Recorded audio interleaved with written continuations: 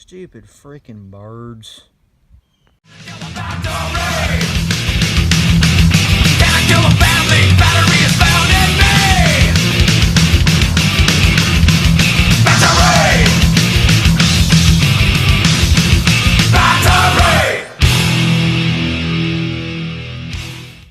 Good afternoon, everybody. I'm going to be doing the grand tour of Red. Not associated with the actual grand tour, but you know what I mean. Anyways, to start off the tour, I know it may not look good on the outside, but to me that doesn't matter. It doesn't really affect me driving it at all. Later down the road, I'm going to get it repainted. You can see where I put red oxide primer on big spots that were just faded. That big spot in the middle, I call it my racing stripe, but I don't do too much of racing in this thing because it's not that fast. But I'm gonna go over pretty much everything y'all would like to know about it. Right here on the front is a worn winch bumper, winch not included. When I got it, the winch wasn't in it. The pods on the front, I just use them as fog lights at night when it's raining or when it's foggy. They get the job done. Right here on the bottom, I'd like to add a little light bar there later. It's got aftermarket headlights in it. You can change, you can put whatever bulb you want to in them. And here's a side view of it. Red has American Racing Hurricane wheels. Some people like to call them turbine wheels. It's got Dayton Timberline ATs. They are a more aggressive looking AT, and they're pretty nice tires. I've also got a little bit of a front end problem. You can see that it's wearing the piss out of the inside of my tires. Other than that, they're good. It came with the full chrome package. This is a turbo truck. I'll show you a little bit on the inside. This is the turbo interior with the turbo dash cluster. It's real nice. It reads digitally like a digital clock. It's an automatic. All the turbo 4runners were automatic.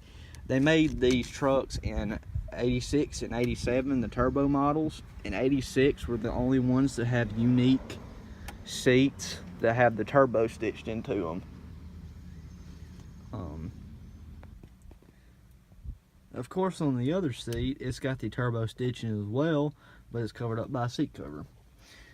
Onto the doors, these panels are the more plush SR5 panels. They're more rare than anything.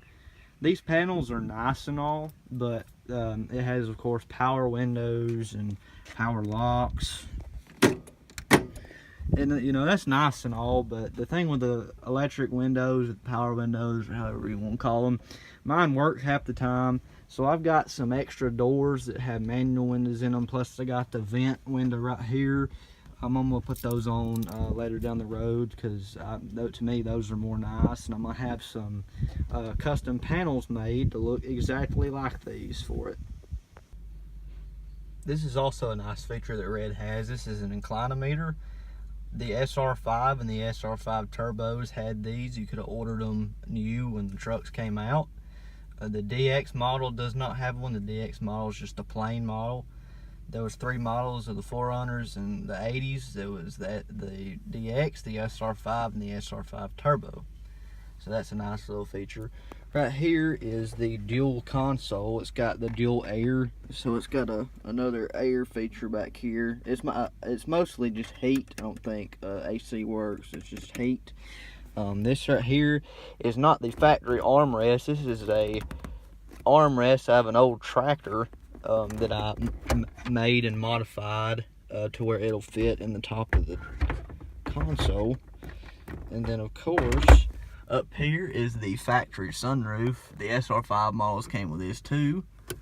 This is your lever, and it lifts up just like that. These sunroofs had a cover, but it's not like the new ones where they slide in and out.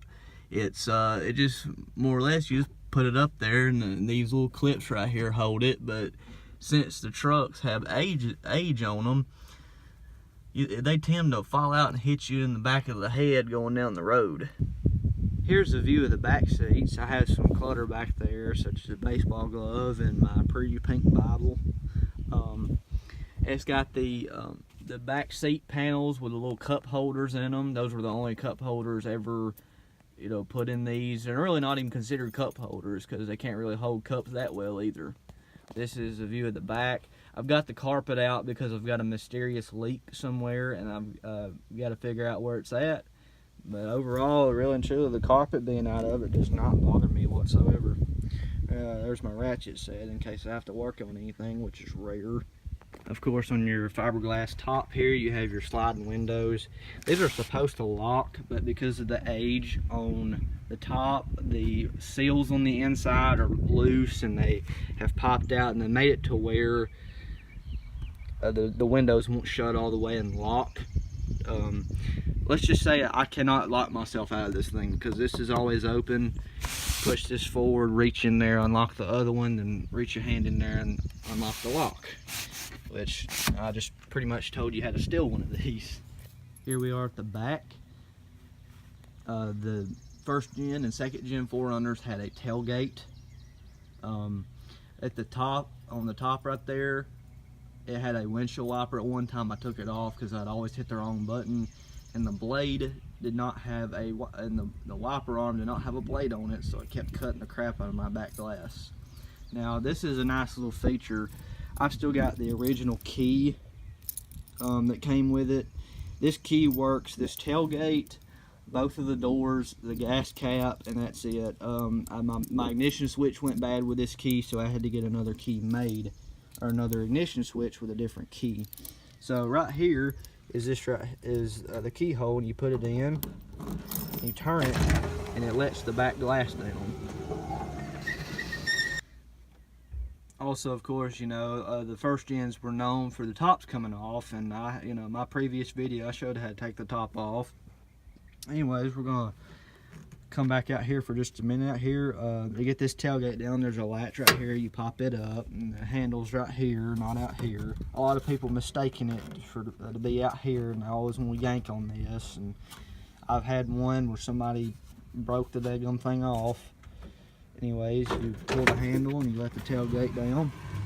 And it's a nice little sitting area. A lot of people have a lot of problems with these. These are the tailgate latches. These things rattle like a mother. And so what you can do to fix it is cut you some inner tubing off of an old bicycle, or just buy some, and put them over the tailgate latches and cover it up, and it'll be all good. It won't rattle anymore.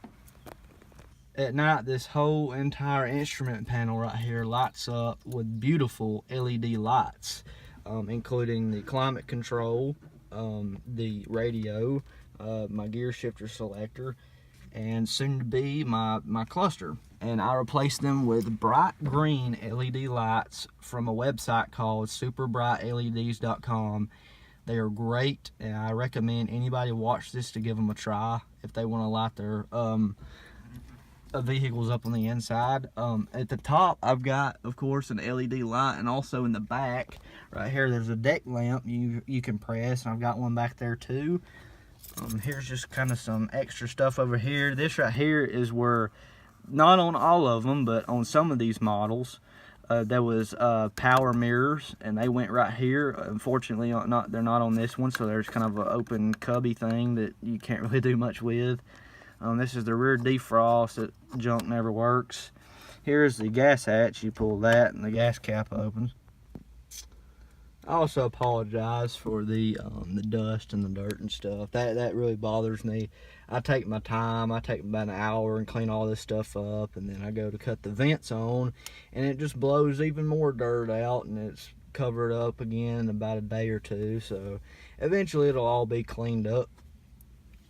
And I'm also hoping to get some Freon soon, because having no AC sucks. I'm going to do a little startup for y'all.